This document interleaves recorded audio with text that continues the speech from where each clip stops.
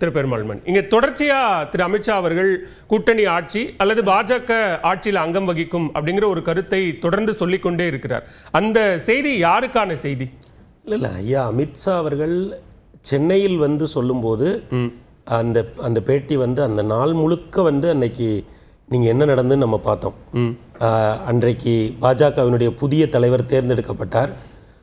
ITC Chola முந்தின நாளே ஐயா அமித்ஷா அவர்கள் சென்னை வந்து விட்டார். அவங்க நம்ம ஒரு ஊடகவியலாளராக நமக்கு தெரியும், முதல்ல ஒரு விதமான நாற்காலி செட்டப் போட்டிருந்தாங்க, அப்புறம் அதை மாற்றினாங்க. அதற்கு பிறகு ஐயா நயினார் நாகேந்திரன் தலைவராக அறிவிக்கப்பட்ட பிறகு ஒரு சில ஊடகவியலாளர்கள் கூட ட்வீட் பண்ணாங்க. என்னென்னா, ஐயா அமித்ஷாவினுடைய ப்ரெஸ் மீட் அப்படிங்கிறதே பாஜக தலைவராக ஐயா நயினார் நாகேந்திரன் அறிவிக்கப்பட்ட பிறகுதான் தொடங்கும்லாம் அஇஅதிமுகவோடு நெருக்கமாக இருக்கிறவர்கள் ட்வீட் பண்ணாங்க.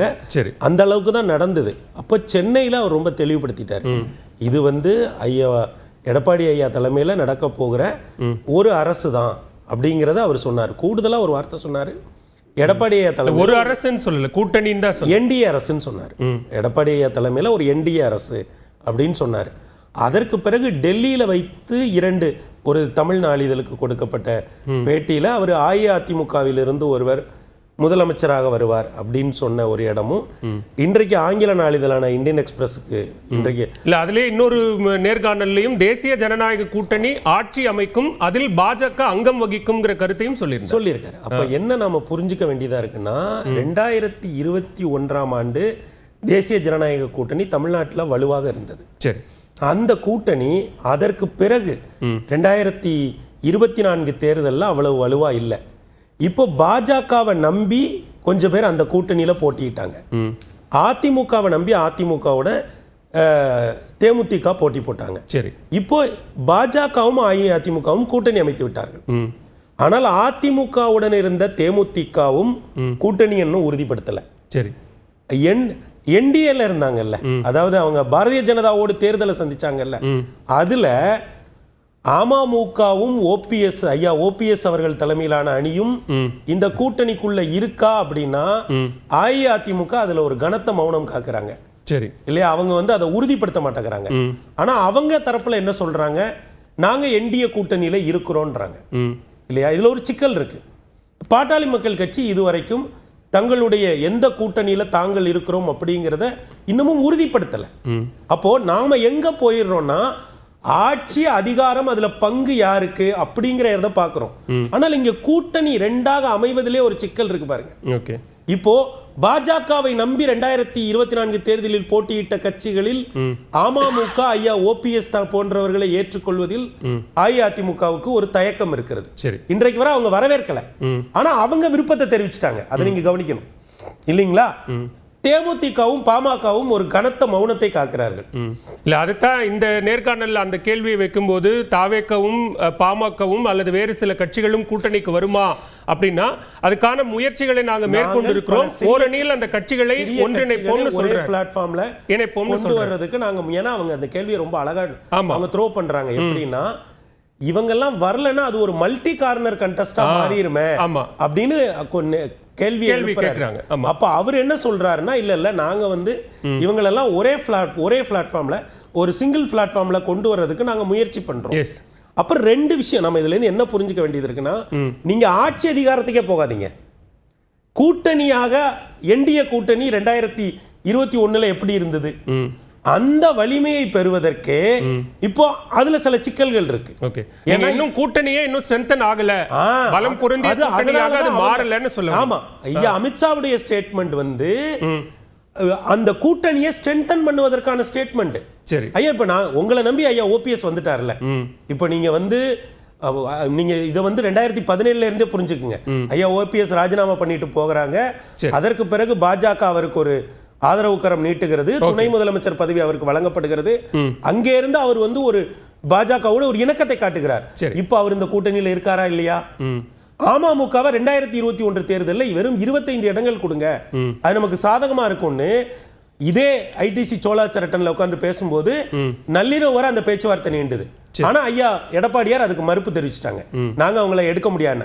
அன்னைக்கு அமமுக உள்ள வர ரெடியா தான் இருந்தாங்க இல்லைங்களா. அப்ப என்னன்னா, ஐயா அமித்ஷா அவர்கள் தன்னை நம்பி 24ல ஒருத்தங்க ஒரு டீம் வந்து போட்டி போட்டாங்கல்ல, ஓகே, அவங்கள அஇஅதிமுக இருக்கக்கூடிய இப்ப அஇஅதிமுக பாஜக கூட்டணி உறுதி. அவர் அதை ஒரு என்டிஏ கூட்டணியா உருவாக்க பார்க்கிறாரு. அது ஒரு என்டிஏ கூட்டணியா உருவாச்சின்னு வைங்களேன், அது ஒரு என்டிஏ அரசாங்கமா இருக்கும். சரி, இப்போ அதையும் திரு அக்னீஸ்வரன் என்ன சொல்றாருன்னா, அல்லது நம்மளே பார்த்த விஷயம் என்னன்னா, தொடக்கத்திலேயே இவர்கள்லாம் உள்ள வருவாங்களா, திரு டிடிவி தினகரன், ஓ பன்னீர்செல்வம் போன்றவர்கள் உள்ள வருவாங்களான்னா அது அதிமுகவோட உட்கட்சி விவகாரம், அதுல நாங்க தலையிட விரும்பல அப்படின்னு திரு அமித்ஷா சொல்லிடுறாரு. அப்பவே அதுக்கு அவங்க முற்றுப்புள்ளி வச்சிடறாங்க. அப்ப திரு எடப்பாடி பழனிசாமி இதுவரைக்கும் விஜய்க்கு அழைப்பு விடுக்கக்கூடியவர் இவர்களை பத்தி பேசலன்னா அப்ப அதை எப்படி புரிஞ்சுக்கணும்? அந்த உட்கட்சி விவகாரம் அதில் தலையிட விரும்பலைன்னா ஐயா ஓபிஎஸ் அதிமுகவுக்குள்ள கொண்டு போய் நீங்க சேர்த்து அதுல நீங்க அவரை அன்னைக்கு கரைவேட்டி கூட கட்டக்கூடாதுன்னு தீர்ப்பு வாங்கி வச்சிருக்காங்க அஇஅதிமுக. சரி இல்லையா? அதிமுகக்குள்ள கொண்டு சேர்த்து அவருக்கு அங்க ஒரு பொசிஷனை வாங்கி கொடுக்கிறது. இதே வேலையை அவங்க வந்து இதற்கு முன்னால் அவரை உள்ள நீங்க அவர் ராஜினாமா பண்ணிட்டு போன பிறகு அவரை உள்ள இழுத்து அவரை ஒருங்கிணைப்பாளராக்குனவங்க இவங்க. சரி, அந்த இடத்துல தான் அஇஅதிமுகவுக்குள்ள ஐயா ஓபிஎஸ் திரும்ப சேர்ப்பது, அந்த ஓபிஎஸ் ஐயா தலைமையிலான அணியை சேர்ப்பதுங்கிற இடத்துல தான் ஐயா அமித்ஷாவினுடைய அந்த பதில். அஇஅதிமுகவுக்குள்ள அவர் வர்றது பத்தி இப்ப பேச்சு இல்ல. சரி, என்டிஏ கூட்டணிக்குள்ள அவர் இருப்பாரா இல்லையா? தமிழ்நாட்டில் தலைமை தாங்கக்கூடிய அதிமுக தான் அதை முடிவு பண்ணணும். அதுதான் இப்ப பிரச்சனை என்னன்னா, அப்போ பாஜக நீங்க ரொம்ப அழகா கேக்குறீங்க, அப்போ பாஜக இவங்களெல்லாம் விட்டுட்டு அதிமுக யார கூட்டணியில கட்டுதோ அவங்களோட மட்டும் போயிருமா? அப்படி போக முடியாது இல்ல. இப்ப ஐயா தேவநாதன் இருக்காரு, ஐயா பாரிவேந்தர் அவங்களோட தான் தேர்தலை சந்திச்சாரு, ஐயா ஏசி சண்முகம் சந்திச்சாரு. இவங்க எல்லாருடைய ஸ்ட்ரென்த்தும் சேர்ந்துதான் பாஜகவுக்கு ஒரு பெரிய வாக்கு வங்கிய 2024 தேர்தலில் கொடுத்தது. இப்போ அஇஅதிமுக மட்டும் கூட்டணியை கட்டுறதுக்கு எப்படி ஐயா அமித்ஷா அனுமதிப்பாரு? அப்ப என்னன்னா, இது அமைச்சரவை பற்றிய பதில் அல்ல, சரி, இது கூட்டணி பற்றிய பதில். இப்ப 2021 போல தேமுதிக, பாமக, அனைத்து இந்திய அண்ணா திராவிட முன்னேற்ற கழகம் மற்றும் அண்ணா திராவிட முன்னேற்ற கழகத்திலிருந்து பிரிஞ்சு சென்ற ஐயா ஓபிஎஸ் அணி, அமமுக போன்றவர்கள் எல்லாம், ஏன்னா 2021 தேர்தல்ல அமமுக உள்ள இல்ல, சரி, 2024 தேர்தல்ல அவங்க பாஜக கூட சேர்ந்து போட்டி போட்டிருக்காங்க. அப்ப என்னன்னா இதுதான் கூட்டணி எந்த வடிவத்தை தமிழ்நாட்டில் எடுக்க போகிறது, அதற்கான பதிலாகத்தான் நாம் புரிந்து கொள்ள வேண்டுமே தவிர இன்னொன்றையும் நான் இதெல்லாம் இல்ல. நான் என்னவா புரிஞ்சுக்கிறேன்னா, இன்னும் கூட்டணியே பலப்படுத்தல, கூட்டணிக்கே இன்னும் பலம் சேரல, அதுக்குள்ள கூட்டணி ஆட்சி குறித்து பேச வேணாம் அப்படின்னு எல்லாமே நமக்கு ஆட்சி அமைச்சரவை போன்ற கேள்விகளுக்கான பதிலாக தெரிந்தால் கூட அதன் உண்மையான உட்பொருள் என்னவென்றால், கூட்டணி அமைப்பது தன்னை நம்பி, அமித்ஷா ஐயா கிட்ட ஒரு நல்ல பழக்கம் இருக்கு, தன்னை நம்பி வந்தவர்களை அவர் ஒருபோதும் கைவிட்டதில்லை. அது யாரா இருந்தாலும் சரி, அவர்கள் அதே போல அவர்கள் தன்னை விட்டு விலகி போனாலும் அவர் அனுமதிச்சிருக்காரு. அந்த வகையில அவர் 2024 நீங்க முன்னாடி பேசுனதுல நம்பி வந்த திரு ஓ பன்னீர்செல்வம் அல்லது திரு டிடிவி தினகரனை கைவிட்டுட்டாங்களா இல்ல? அதுதானே இப்ப பேச்சே இங்க நடக்குது. இப்ப ஐயா ஓபிஎஸ் அவர்கள் இந்த கூட்டம், இப்ப நீங்க அவர் என்ன சொல்றாரு, அதிமுக விவகாரத்துக்குள்ள நாங்க தலையிட மாட்டோம், ஆனா இப்ப அவர் என்ன சொல்றாரு, என்டிஏ தலைமையில ஒரு கூட்டணியை உருவாக்குறதுக்கு நான் பாடுபடுறேன்னு. அப்ப அதிமுகவுக்கு நெருக்கடி இல்லையா? இப்ப அதுதான் இங்க அதான் இவங்க ரெண்டு குரலா நமக்கு. ஓகே ஃபைன், பேசுவோம். ரெண்டு குரலா கருத்து காரணம் என்னவென்றால், ஐயா அமித்ஷா தன்னை நம்பி வந்தவர்களையும் இந்த கூட்டணியில் வைக்க வேண்டும் என்று விரும்புகிறார். முதற்கட்ட பார்வையை எடுத்துக்கிற பேசுவோம்.